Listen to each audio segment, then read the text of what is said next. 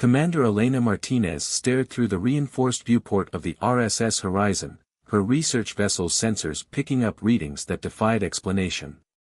Saturn's rings shimmered in the distance, but it wasn't the planet's magnificent rings that held her attention.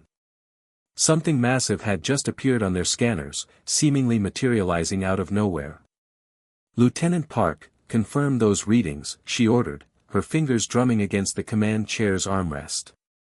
The bridge crew worked in focused silence, the only sounds being the soft beep of instruments and the low hum of the ship's engines. "Confirmed, Commander. Object is approximately 2 kilometers in length, composition unknown. It's not reflecting our standard scan frequencies, wait." Park's voice trailed off as new data streamed across his console. "It's moving, accelerating toward Titan's orbit." "And Commander? It's changing shape." Elena leaned forward, her dark eyes narrowing as the massive object appeared on the main view screen. The vessel, and she was now certain it was a vessel, seemed to flow like liquid metal, its hull rippling with patterns that resembled neural networks. It was unlike anything in human records, more advanced than even the theoretical designs she'd studied at the academy. "All hands, yellow alert," she announced, keeping her voice steady despite the adrenaline coursing through her veins. "Dr. Reynolds, are you getting this?" The ship's xenobiologist appeared on a side screen, his weathered face creased with excitement. "Every bit, Commander. Those surface patterns, they're not decorative. I'm detecting energy signatures that suggest they're some kind of organic technological hybrid. This could be the discovery of the century." Elena shared his enthusiasm, but caution kept her from celebrating too early. First contact situations were notoriously unpredictable, and they were far from any potential backup. The Horizon was a research vessel, not a warship, though it carried standard defensive capabilities. "Start broadcasting the first contact package on all frequencies," she ordered. "Let's show them we're here to learn, not threaten." The next few minutes were tense as they waited for a response. The alien vessel continued its approach toward Titan, its movements becoming more erratic. Elena noticed something odd about its trajectory. "Lieutenant Park, run a diagnostic on their flight path." Park's fingers flew across his console. "Commander, their course is unstable. They're experiencing some kind of power fluctuation. Energy readings are spiking all over their hull." Elena's training kicked in. Something was wrong with the alien ship, and it was heading toward the same space they occupied. "Helm, begin evasive maneuvers. Slow and steady, we don't want to appear aggressive." The Horizon began to move, but the alien vessel suddenly accelerated. Its neural-like patterns flared brilliant blue, and arcs of energy crackled along its hull. "They're not responding to our hails," Communications Officer Chen reported, her voice tight with concern. "And that energy buildup is increasing exponentially. All hands, brace for emergency maneuvers." Elena shouted as the alien ship lurched toward them. She could see it clearly now, the vessel wasn't attacking, it was out of control. Full power to forward shields. The impact, when it came, was unlike anything Elena had experienced in 15 years of space flight. The Horizon's shields flared and buckled as the much larger vessel scraped along their starboard side. Alarms blared throughout the ship as systems overloaded. "Hull breach on decks 3 through 5. Park shouted over the chaos. "We're venting atmosphere." Elena grabbed her console as artificial gravity fluctuated. "Emergency containment fields. Get us clear of their dash." Another impact cut her off as the alien vessel's energy discharge caught them in what felt like a gravitational slingshot. Both ships, now locked in an uncontrolled spin, plummeted toward Titan's atmosphere. "Engineering, give me everything you've got to the engines." Elena ordered, watching as the orange moon grew larger in their viewport. "All hands, prepare for emergency landing procedures." The Horizon's engines screamed in protest as they fought against the pull. Through the view screen, Elena watched in horror and fascination as the alien vessel's hull continued to ripple and shift, trying to compensate for its own descent. They were going to crash, that much was certain, but she was determined to give her crew the best chance of survival. "Angle our descent to use Titan's atmosphere for aerobraking," she commanded. "Divert all non-essential power to shields and structural integrity." The next few minutes were a blur of emergency procedures and split-second decisions. The Horizon's hull groaned under the strain as they entered Titan's thick atmosphere, the alien vessel still tumbling alongside them. Warning lights flashed across every console as systems redlined. Elena felt the deck plates shudder beneath her feet as they made their final approach. The methane lakes of Titan's surface rushed up to meet them, the alien ship disappearing into the orange haze ahead. "Impact in 10 seconds. Park announced. Brace. Brace. Brace." The last thing Elena saw before the crash was the alien vessel breaking through the clouds below, its neural patterns now pulsing with a desperate red glow. Then everything went black as the Horizon slammed into the frozen surface of Titan, and humanity's first contact situation became a fight for survival. Strange allies. Consciousness returned slowly, accompanied by the sharp taste of copper and the acrid smell of burnt circuitry. Elena forced her eyes open, blinking against the emergency lights that cast red shadows across the Horizon's bridge. Warning klaxons had been reduced to a distant whine, suggesting the ship's automated systems were still partially functional. "Status report," she croaked, pulling herself up from where she'd been thrown against a bulkhead. "Anyone?" "Here, Commander." Lieutenant Park's voice came from somewhere near the communications station. "Chen's injured but stable. Dr. Reynolds is checking the rest of the crew."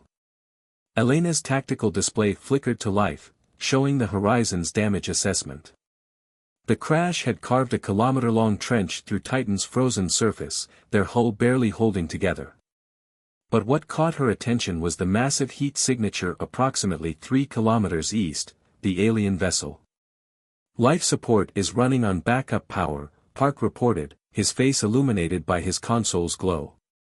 "We've got maybe 6 hours before environmental systems fail completely." Elena nodded grimly. "What about our visitors? Their ship is..." Park paused, adjusting his sensors. "It's hard to get clear readings through this atmosphere, but they're putting out some kind of energy signature I've never seen before. It's almost like their hull is adapting." The commander made a quick decision.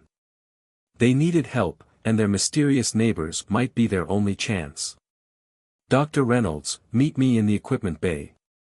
Park, you have the bridge. Do what you can for repairs." 15 minutes later, Elena stood in the airlock wearing a reinforced environment suit designed for Titan's harsh conditions. Dr. Reynolds, a lanky man with prematurely gray hair, checked her seals one final time. "The methane atmosphere out there is dense enough to limit visibility to about 50 meters, he warned. "And the temperature is nearly negative 180 degrees Celsius.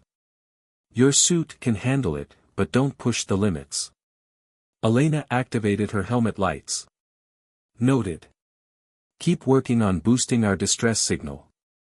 If we're lucky, someone picked up our crash trajectory." The airlock cycled, and Elena stepped out onto Titan's surface. Her boots crunched through a layer of frozen methane and water ice, each step requiring conscious effort against the moon's thick atmosphere. Orange haze surrounded her, broken only by the occasional hydrocarbon rain that pelted her visor. She trudged toward the alien vessel's location, her suit's sensors guiding her through the gloom.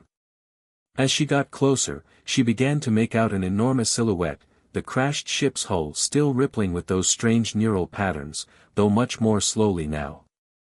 A gap had been torn in the vessel's side, revealing an interior that seemed to pulse with its own light. Elena approached cautiously, her handheld scanner detecting no immediate threats. As she reached the breach, something moved within. A figure emerged, and Elena's breath caught in her throat. The alien stood nearly 3 meters tall, its body composed of what appeared to be translucent crystalline segments that channeled light through them like fiber optics. Multiple limbs, she counted 6, moved with fluid grace despite obvious damage to several segments. The being's head was a geometric marvel of intersecting crystals, with sensory organs she could only guess at. It regarded her with what she hoped was equal curiosity rather than hostility. Elena raised her hands slowly, palms forward in what she hoped was a universal gesture of peace. "I'm Commander Elena Martinez of the RSS Horizon," she said, knowing her words wouldn't be understood but hoping her tone would convey peaceful intentions. The crystalline being shifted, its internal lights pulsing in complex patterns. It extended one limb, revealing what looked like a damaged section of its crystalline structure. To Elena's amazement, small arcs of energy jumped between the broken segments, as if the creature was trying to repair itself. The alien made a sound, a harmonious resonance that seemed to vibrate through Elena's suit. It gestured toward its ship, then toward the horizon where the horizon lay partially buried in ice. The meaning seemed clear enough, both of them were in trouble. Slowly, Elena pointed to herself, then to the alien, then made a motion of working together. The crystalline being's lights pulsed more rapidly, and it produced what looked like a small device from within its structure. The device projected a holographic display showing both ships and what appeared to be critical system warnings. "You need help," Elena said softly. "And so do we." The alien's response was to extend 2 of its undamaged limbs in what she interpreted as an invitation to enter its ship. Elena knew the risks of accepting, but she also knew that without cooperation, neither of their crews would survive long in Titan's hostile environment. She activated her comm. "Dr. Reynolds, I've made contact. They're not what we expected. I'm going to attempt further communication inside their vessel. Have Park monitor my suit telemetry." "Commander," Reynolds' voice crackled with concern, "the atmospheric readings from their ship are completely alien. Your suit's filtration system wasn't designed for dash." "We don't have a choice," Elena cut him off. "Our power's failing, and I'm betting theirs is too. Sometimes first contact means taking the first step." She followed the crystalline being into its ship, where the neural patterns that covered the hull continued throughout the interior, creating an environment that seemed almost alive. The alien led her through corridors that adjusted their size as they passed, finally entering what appeared to be a control center. Here, Elena saw more of the crystalline beings, some damaged, others working frantically at stations that seemed to grow out of the floor. Their ship wasn't just a vessel, it was a symbiotic extension of their own crystalline nature. The alien who had met her outside produced another hologram, more detailed this time. It showed both ships' critical systems, and Elena's heart sank as she recognized the pattern of cascading failures. Without intervention, both vessels would lose life support within hours. But the hologram also showed something else, a potential solution that would require both human and alien technology to implement. Elena smiled behind her visor. Maybe this crash wasn't the end of their mission after all. Maybe it was just the beginning of something far more important. The crystalline being Elena had been communicating with suddenly stiffened, its internal lights flashing in what she interpreted as alarm. The holographic display shifted, showing a critical system deep within their vessel, something that pulsed with increasing instability. "Commander." Park's voice crackled through her comm, "We're detecting a massive energy spike from the alien ship. Whatever it is, it's affecting our systems too." Elena watched as the alien crew moved with renewed urgency. The one she'd met outside, who she'd mentally dubbed Azure, for its predominant color pattern, manipulated the hologram to show both ships' power systems. The neural patterns running through the alien vessel's walls began pulsing faster, taking on a dangerous reddish tinge. "Talk to me, Park. What are we looking at?" "Their power core seems to be interfacing with our systems somehow," Park responded, his voice tight with concentration. "The crash must have created some kind of quantum entanglement. If their core goes critical, we go with them," Elena finished grimly. She turned to Azure, pointing at the hologram. Show me what we need to do. Azure's crystalline structure resonated, producing that haunting harmonic tone again. The being manipulated the display, showing a complex sequence of power transfers and system alignments. Elena's engineering training kicked in as she recognized the basic principles, even if the technology was far beyond human understanding. Park, I need you to prepare for a controlled shutdown of our main reactor, she ordered. But keep it in standby mode. We're going to try something either brilliant or suicidal. Commander, with all due respect dash. We don't have a choice. Their power core is somehow linked to ours now. If we can synchronize the systems, we might be able to stabilize both ships. Elena watched as Azure led her deeper into the alien vessel. The corridors seemed to shift and flow around them, the neural patterns now moving so quickly they created a strobing effect.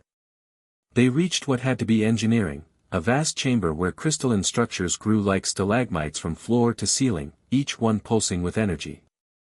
In the center, a column of pure light rose from floor to ceiling, contained within a geometric framework of living crystal. But the containment was failing, fractures spreading through the framework as the energy within writhed like a caged storm. Azure touched a control panel, and a series of tools emerged from the wall, some recognizable as manipulation devices, others completely alien. The being selected one and offered it to Elena. It resembled a quantum spanner, but its housing was made of the same crystalline material as the aliens themselves. Understanding dawned. Their technology wasn't just advanced, it was a direct extension of their biology. The neural patterns weren't decoration or even simple power conduits, they were a living interface between the crystalline beings and their environment. Park, Elena activated her comm again. I need you to link our main computer to my suit's sensors. These aliens, their entire ship is organic technology. We need to match their power frequency exactly. She worked alongside Azure and two other crystalline beings, using a combination of their tools and her own engineering knowledge.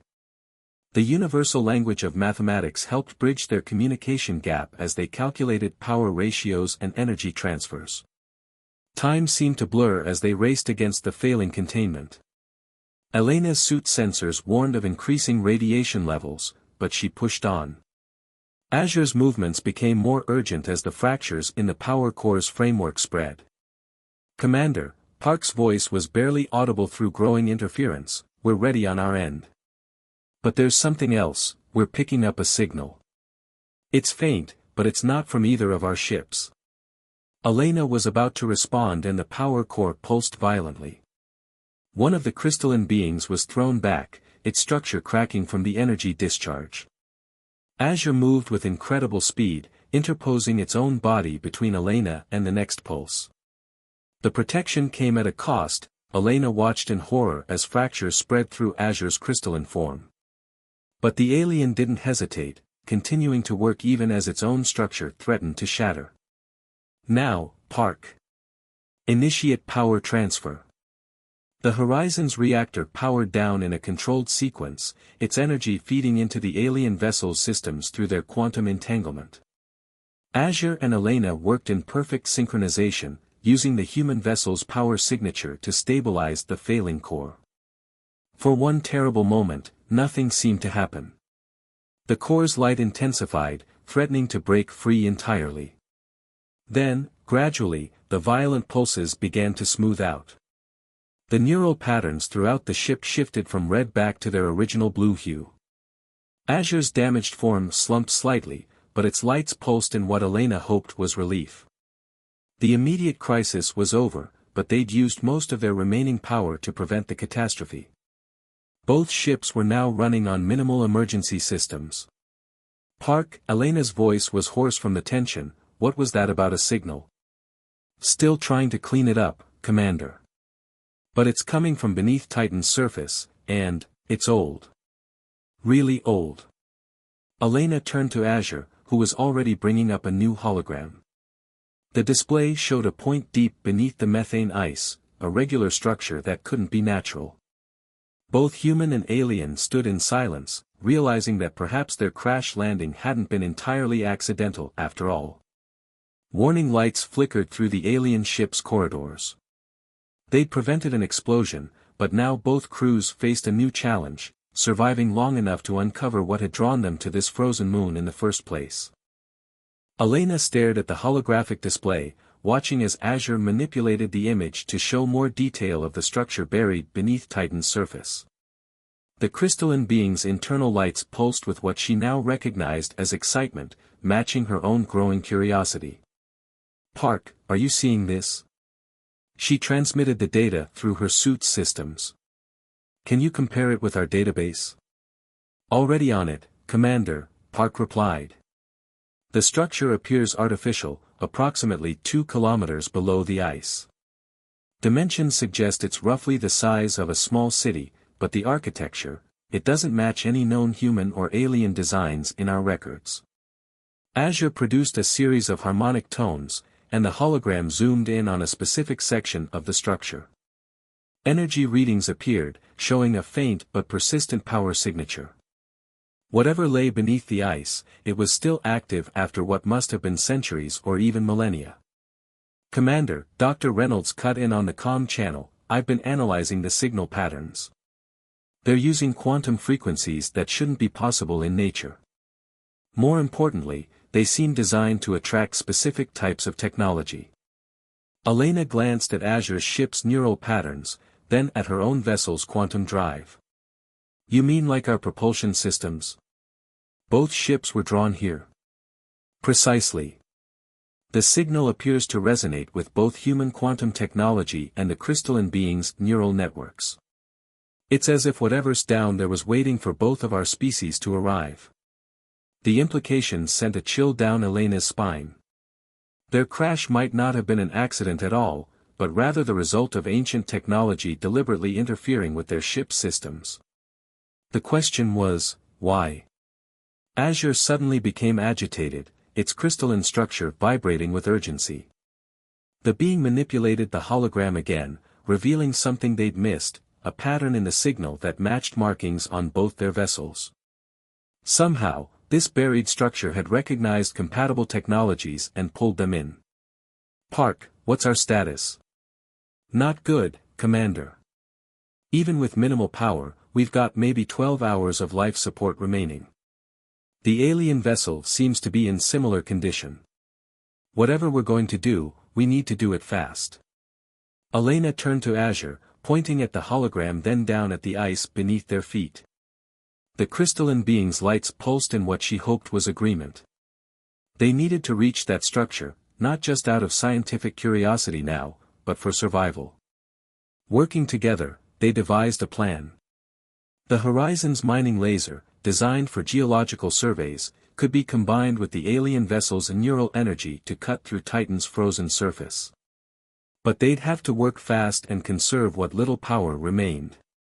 "Dr. Reynolds, I need you to gather any equipment that might help us understand what we find down there.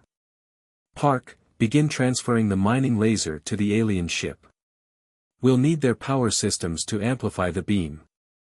As the crews worked, Elena noticed Azure examining the damage to its own crystalline structure. The fractures from protecting her during the power core crisis hadn't healed. If anything, they seemed to be spreading slowly. She approached the being, pointing to the damage with concern. Azure's response was a gentle harmonic tone that somehow conveyed both acknowledgement and dismissal of the injury. The mission came first. 3 hours later, they were ready. The mining laser had been successfully integrated into the alien vessel's systems, its beam now pulsing with the same neural energy that ran through the ship's walls. Elena stood with Azure in what had become their joint command center, watching as the laser began its work. The beam cut through the methane ice like a hot knife, vaporizing layers of frozen hydrocarbons. As they penetrated deeper, their sensors began picking up more details about the structure below. Its architecture seemed to combine geometric precision with organic flow, as if designed by beings who understood both crystal growth and quantum mechanics at a fundamental level. "Commander," Park's voice carried an edge of amazement, "we're detecting atmosphere down there." And, power signatures are getting stronger.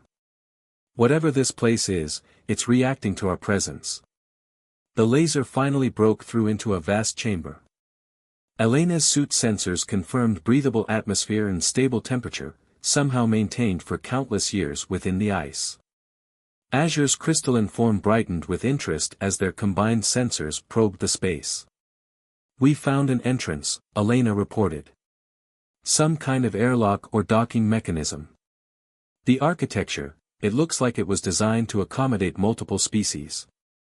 She turned to Azure, who was already preparing exploration equipment. They both knew the risks of entering an ancient alien structure, but they also knew they had no choice. Their ship's power was failing, and this mysterious facility might offer their only chance of survival. As they prepared to descend, Elena noticed something odd about the neural patterns in Azure's ship. They seemed to be synchronizing with energy signatures from the structure below, creating complex interference patterns. At the same time, her own ship's quantum systems were experiencing similar resonance effects. "Park, are you recording these energy patterns?" "Yes, Commander. And there's something else. The signal, it's changed. It's not just calling to us anymore. It's acknowledging our presence." Elena and Azure shared a look of understanding. They weren't just exploring an ancient facility, they were about to make contact with something that had been waiting a very long time for precisely this moment. They began their descent into the darkness below, their lights illuminating walls that seemed to pulse with the same neural patterns as Azure's ship. Whatever secrets this place held, Elena had a feeling they were about to rewrite everything both their species thought they knew about their place in the universe. The descent into the ancient structure felt eternal. Elena and Azure moved carefully through a crystalline tunnel that spiraled downward, their lights revealing walls that seemed to shift between solid matter and pure energy. Each step triggered subtle reactions, neural patterns lighting up in response to their presence, quantum fields adjusting to their passage. "Power readings are off the scale," Park reported through Elena's comm. "The whole facility appears to be waking up." Azure's damaged crystalline form pulsed with increasing intensity as they descended deeper. Elena noticed that the fractures in the being's structure were responding to the environment, edges beginning to realign and heal. The facility wasn't just active, it was somehow restorative. They reached a vast chamber that took Elena's breath away. Towering columns of living crystal rose into darkness, each one thrumming with power. At the center stood a structure that defied easy description, a geometric sphere composed of overlapping fields of energy in crystalline matrices, suspended in midair. "My God," Dr. Reynolds whispered over the comm. "Commander, the architecture, it's a perfect fusion of organic crystal growth and quantum engineering. Whoever built this place understood principles we've barely begun to theorize." Azure moved forward, its lights pulsing in complex patterns that matched the chamber's ambient energy. The sphere responded, its surface rippling like liquid metal. A voice filled the chamber, not sound exactly, but pure information transmitted directly into their minds. "The convergence is achieved. Two paths, once separate, now joined." Elena stepped forward, her heart racing. What are you?" The sphere shifted, displaying images that flowed like water, ancient stellar maps, crystalline worlds, the early evolution of humanity. "We are the architects. We seeded the galaxy with potential, knowing that true understanding requires perspective beyond a single species." Azure produced a series of harmonics that the sphere seemed to understand. The images changed, showing the crystalline beings' homeworld and their development of neural interface technology.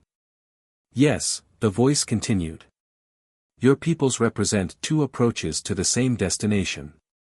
Organic crystal evolution and human quantum theory, both paths leading to the same fundamental truths about reality." Elena's mind raced as understanding dawned. "You drew us here deliberately. Both ships. You wanted us to meet. To cooperate, to survive together. Your crashed landing was unfortunate but necessary. Only through crisis could your species overcome natural distrust and work as one." Azure's lights pulsed with what Elena now recognized as revelation. The being turned to her, extending a partially healed limb in a gesture that needed no translation. They had been part of an experiment, but one with profound purpose. Your vessels can be repaired, the voice continued. This facility contains technology that both your species will understand, each from your own perspective. But the choice of what to do with this knowledge rests with you.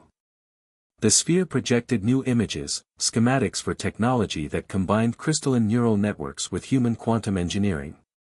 Elena saw possibilities that made her scientific mind real: faster-than-light travel without massive energy requirements, neural interfaces that could bridge any species gap, power systems that could tap the quantum fabric of space itself.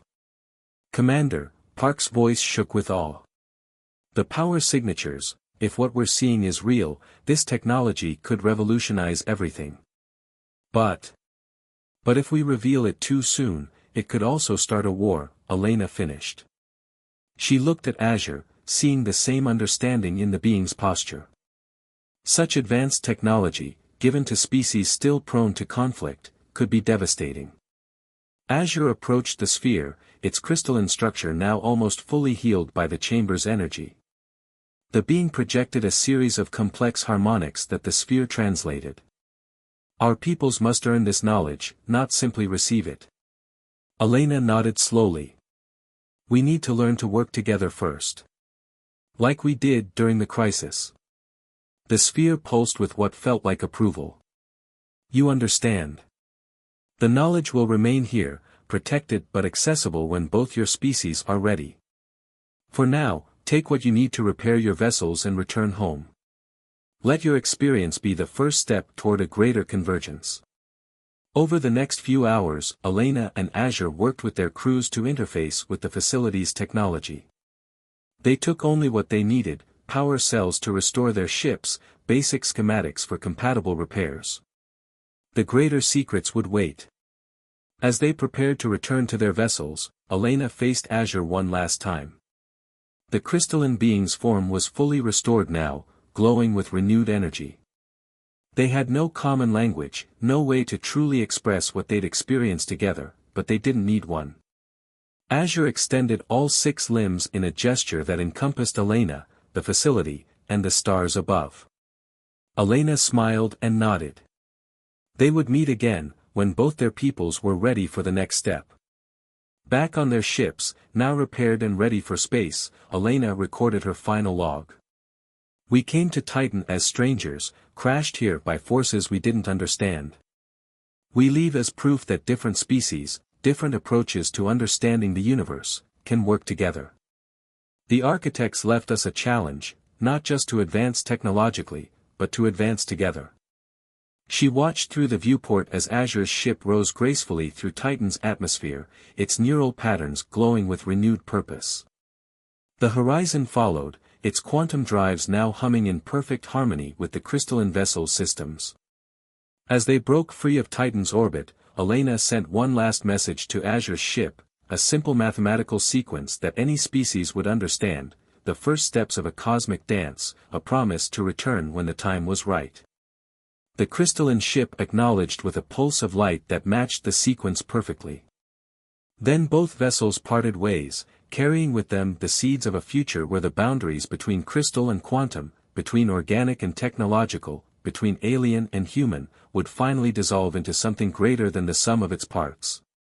Deep beneath Titan's surface, the architect's facility returned to its patient slumber, waiting for the day when both species would be ready to return, not as separate peoples, but as joint inheritors of a legacy written in the very fabric of space and time.